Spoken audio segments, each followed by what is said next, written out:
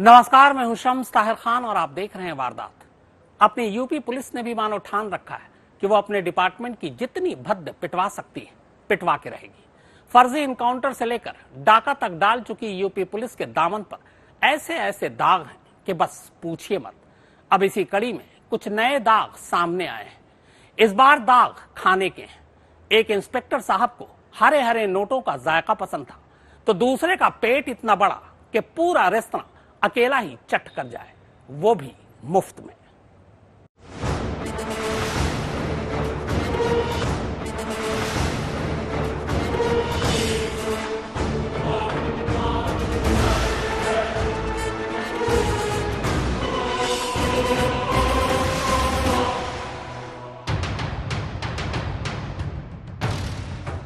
आपकी TV screen पर इस वक्त दो तस्वीरें हैं। दोनों का ताल्लुक यूपी पुलिस से है। एक यूपी पुलिस के इंस्पेक्टर हुआ करते थे, जबकि दूसरे यूपी पुलिस में अब भी सब इंस्पेक्टर हैं। लेकिन इन दोनों में सिर्फ यही एक बात कॉमन नहीं है। कॉमन ये भी है कि ये दोनों खाने के बड़े शौकीन हैं। कुछ इतने शौकीन कि बस समझ लीजिए कि जब खाने पे आ जाते हैं तो बस खाते ही जाते हैं। बस खाने का शौक दोनों का थोड़ा अलग अलग है। एक की पसंद दाल मखनी, मटर मशरूम और मिस्सी रोटी है, तो दूसरे की कागजी नोट और चमचमाती कार। तो चलिए यूपी पुलिस के इन दो नायाब नगीनों की भूख का मर्ज समझते हैं। तो शुरुआत बस 2 दिन पहले तक नोएडा पुलिस की स्विफ्ट एक्शन टीम यानी स्वाट के चीफ रहे इंस्पेक्टर शावेज खान से। नाम शावेज खान, पहचान यूपी पुलिस के पूर्व इंस्पेक्टर, ओहदा नोएडा पुलिस की स्वाट के चीफ, फिलहाल रिश्वतखोरी के इल्जाम में बर्खास्त। तो शक्ल सूरत से किसी फिल्मी हीरो की तरह दिखने वाले खान साहब ने क्या क्या खाया और खाने के चक्कर में कैसे अपनी नौकरी ही निगल गए, इस कहानी को समझते हैं। दरअसल गाजियाबाद की इंदिरापुरम कोतवाली ने 30 नवंबर को एक मुखबिर की इत्तला पर एटीएम हैक करने वाले एक गैंग का खुलासा करते हुए 5 बदमाशों को पकड़ा था, जो रुपयों से भरे एटीएम्स को एक खास सॉफ्टवेयर के जरिए पलक झपकते हैक कर लेते थे और रुपए चुराकर फरार हो जाते थे। तफ्तीश के दौरान पुलिस को इन बदमाशों की एक ऐसी सीसीटीवी फुटेज हाथ लगी जिसमें ये बदमाश एक क्रेटा कार में बैठे दिखाई दे रहे थे। पुलिस ने जब इन बदमाशों से इस क्रेटा के बारे में पूछा तो पहले तो उन्होंने गोलमोल जवाब दिया, लेकिन फिर बाद में बताया कि ये कार इन दिनों नोएडा पुलिस के कब्जे में है। लेकिन जब इंदिरापुरम पुलिस को कार के नोएडा पुलिस के पास होने की असली वजह पता चली तो अपने ही साथियों की करतूत सुनकर इंदिरापुरम पुलिस भी सन्नाटे में आ गई। बदमाशों ने बताया कि ठीक इंदिरापुरम पुलिस की तरह ही 3 महीने पहले नोएडा पुलिस की स्वाट ने उन्हें पकड़ लिया था, लेकिन गिरफ्तारी के बाद उन्हें जेल भेजने की जगह स्वाट टीम ने उनसे 20 लाख रुपए और क्रेटा कार झटक ली और उन्हें फिर से एटीएम लूटने के लिए आजाद छोड़ दिया। शर्त बस ये थी कि वो कुछ दिनों के लिए नोएडा में लगे एटीएम हैक नहीं करेंगे। चूंकि मामला बेहद संगीन था, गाजियाबाद पुलिस ने बाकायदा इसकी रिपोर्ट बनाकर यूपी के डीजीपी दफ्तर में भेज दी। डीजीपी ने नोएडा के पुलिस कमिश्नर आलोक कुमार को मामले की जांच के आदेश दिए और कमिश्नर ने डीसीपी क्राइम अभिषेक को इसकी जिम्मेदारी सौंपी। शुरुआती जांच में गाजियाबाद पुलिस की बात सही पाई गई और तब स्वाट के इंस्पेक्टर शावेज खान के साथ साथ उसके सहयोगी रहे कांस्टेबल अमरीश कुमार को नौकरी से बर्खास्त कर दिया गया। साथ ही पूरी की पूरी स्वाट टीम ही भंग कर दी गई। जांच में पता चला कि एटीएम हैकर्स को पकड़ने के बाद उन्हें जेल भेजने की जगह शावेज खान उनसे सौदेबाजी पर उतर आया था। उसने बदमाशों से उन्हें छोड़ने के एवज में 50 लाख रुपए मांगे थे। बदमाशों ने 20 लाख का ही इंतजाम कर पाने की बात कही। इसी बीच उनके ठिकानों पर दबिश के दौरान स्वाट को उनकी एक क्रेटा कार नजर आ गई और पुलिस ने 20 लाख रुपयों के साथ साथ वो क्रेटा कार भी झटक ली। नोएडा की स्वाट ने सब कुछ तकरीबन हजम ही कर लिया था, लेकिन इसे इत्तेफाक ही कहेंगे कि एटीएम हैक करने वाला गिरोह चंद महीने बाद ही इंदिरापुरम में दोबारा पकड़ा गया और उनके कबूलनामे के बाद ये राज बाहर आ गया। नोएडा में तैनात इंस्पेक्टर शावेज खान अच्छी लाइफस्टाइल जीने का शौकीन था। अपने अच्छे काम के दम पर उसने नोएडा के सीनियर अफसरों की निगाहों में अच्छी पैठ बना रखी थी। नोएडा पुलिस में उसका रसूख भी अच्छा था, लेकिन एक गलत काम की वजह से उसे नौकरी से बर्खास्त कर दिया गया। यहां तक कि अब पूरे स्वाट टीम की संपत्तियों की जांच हो रही है, जिसमें शावेज खान ने अब तक कितना कमाया इसकी भी जांच की जा रही है। अब बात यूपी पुलिस के ही एक और दरोगा की, जिन्हें रेस्टोरेंट के अच्छे और लजीज खाने का शौक ले डूबा। दरअसल दिक्कत ये थी कि वो अपने इस शौक को पूरा करने के लिए एक भी दमड़ी खर्च नहीं करना चाहते थे, बल्कि सब कुछ मुफ्त में ही गटक जाना चाहते थे। और बस उनकी इसी आदत ने उन्हें फंसा दिया।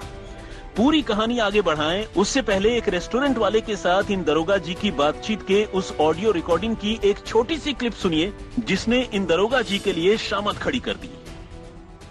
सुनो, ये मेरे घर ही जाता है, मैं दूसरों को खिलाता, तुमसे कह के। नहीं नहीं, मैं तो कह रहा हूँ, हाँ। मैं कह रहा हूँ, अगर मैं कह रहा हूँ तो कोई दिक्कत तो है ही नहीं, सेवा में चली रही है सेवा। हाँ, तो ये मेरे घर जा रहा है तो मुझे अच्छा नहीं लग रहा है, क्योंकि मैं दूसरे के लिए तो इतना करता हूँ, क्योंकि मैं चौकी इंचार्ज हूँ। आज मेरे घर जा रहा है तो आप नहीं, कहो वो तो तो मना ठीक तो है। कभी नहीं है, मैं कहा थोड़ा ये ज्यादा हो गया ना, थोड़ा सा बड़ा है तो उसमें फिर आगे ऊपर तक बात चली जाती है। अब ऊपर तक क्या, आप झेलना जो हमारे झेलने की वाली बात होगी, हम झेल लेंगे। अरे हमारे ऊपर भी है ना मालिक लोग।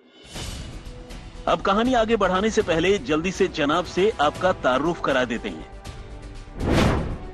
नाम विनोद कुमार, पहचान यूपी पुलिस के सब इंस्पेक्टर, ओहदा कौशांबी के पूर्व चौकी इंचार्ज, फिलहाल मुफ्त में खाना खाने के जुर्म में सस्पेंड।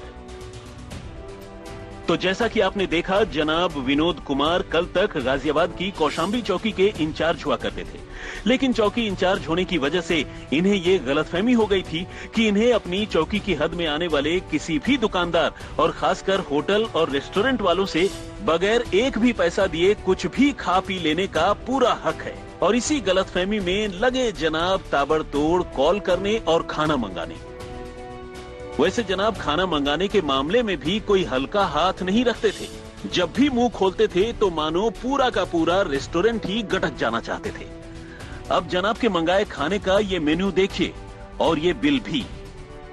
मेन्यू में दाल मखनी भी है, दाल तड़का भी, मिस्सी रोटी है तो तंदूरी रोटी भी, मिक्स वेजिटेबल है तो पालक पनीर भी है, और शाही पनीर है तो थोड़ा रायता भी।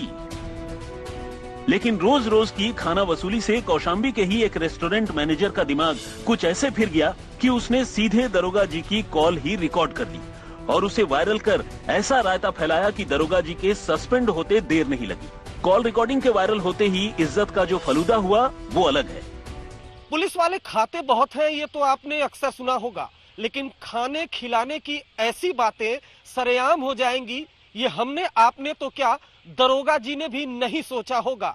लज्जत पकवान खाने के शौकीन दरोगा जी का ऑडियो जब वायरल हुआ तो बात सीनियर अफसरों तक पहुंची और हालत ये है कि अब दरोगा जी को निलंबित कर दिया गया है।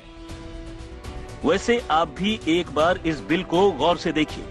बगैर डिस्काउंट के ये बिल पूरे 3,866 रुपए का बनता है। इसमें अगर स्टेट और सेंट्रल जीएसटी भी जोड़ दिया जाए तो मीटर 4,000 के भी ऊपर चला जाता है। अब अगर कोई ऐसा और इतना खाना रोज ही मुफ्त में मंगवाने लगे तो रेस्टोरेंट वाला भी दरोगा जी का ऑडियो वायरल न करे तो क्या करे। उस रात भी दरोगा जी ने मुफ्त का खाना मंगवाने के लिए क्या क्या बहाने बनाए और कैसी कैसी कहानियां सुनाई, आप भी सुनिए। हद तो ये रही कि रेस्टोरेंट मैनेजर के तमाम आरजू मिन्नत के बावजूद दरोगा जी ने एक बार भी ये कमिट नहीं किया कि वो इस खाने का एक भी पैसा देने वाले हैं, यहां तक कि डिस्काउंट के बाद भी नहीं। हेलो जी भैया। मैं कह रहा था ऑर्डर दिया था क्या कोई? हाँ, बहुत सारा ऑर्डर दिया आज तो मैंने। अरे इतना बड़ा ऑर्डर? बहुत बड़ा दिया भैया आज तो मैंने। कहाँ दावत चल रही है आज? आज दावत कहीं नहीं चल रही, मेरी मैडम की रात हो गई थी तबीयत खराब। अच्छा हाँ, और मेरे आ गए रिश्तेदार, अच्छा, सगे भाई आ गए तो, और भाभी वगैरह तो आ गई। इसका कुछ करा दोगे फिर इसका थोड़ा बहुत? अब ये मैं चौकी इंचार्ज हूँ, जो करना चाहूंगे वो करवा दियो, जो भी पूरा पेमेंट जो भी कराना चाहूंगे पूरा नहीं, आपको मैं सही रहे। आधा आधा दे तो दो। ये बताओ। बहुत नहीं, बड़ा मैं ऑर्डर है यार, वो ना वहाँ पर ना हमारे ऊपर भी हैं लोग यार, फिर दिक्कत आ जाती है थोड़ी सी। नहीं तो आपके पास में पूरा ही बैठ दूंगा, 2 दिन में इसका काम करा लियो होटल में। अरे जी ऐसी बातें कर रहे हो। ये बताओ और क्या। है ना। हुक्म करो आप, और जैसे थोड़ा बहुत होगा देख लेना। कोई बात ना, हम और कहीं देख लिया करेंगे आपको। अरे नहीं, और कहीं क्यों देखना? ये सुनो, ये मेरे घर ही जाता है, मैं दूसरों को खिलाता, तुमसे कह के। नहीं, मैं कह रहा हूँ अगर मैं कह रहा हूँ तो कोई दिक्कत तो है ही नहीं, सेवा में चली रही है सेवा। हाँ, तो ये मेरे घर जा रहा है तो मुझे अच्छा नहीं लग रहा है, क्योंकि मैं दूसरे के लिए तो इतना करता हूँ, क्योंकि मैं चौकी इंचार्ज हूँ। आज मेरे घर जा रहा है तो आप कहो तो ठीक है। कभी नहीं है, मैं कहा थोड़ा ये ज्यादा हो गया ना, थोड़ा सा बड़ा है, तो उसमें फिर आगे ऊपर तक बात चली जाती है। अब ऊपर तक क्या आप झेलना, जो हमारे झेलने की वाली बात होगी हम झेल लेंगे। अरे हमारे ऊपर भी है ना मालिक लोग। गाजियाबाद से मयंक गौड़ और नोएडा से भूपेंद्र चौधरी के साथ अरविंद ओझा, आज तक। अब बदमाशों को किसी को किडनैप करने या उठाने की जरूरत ही नहीं पड़ती।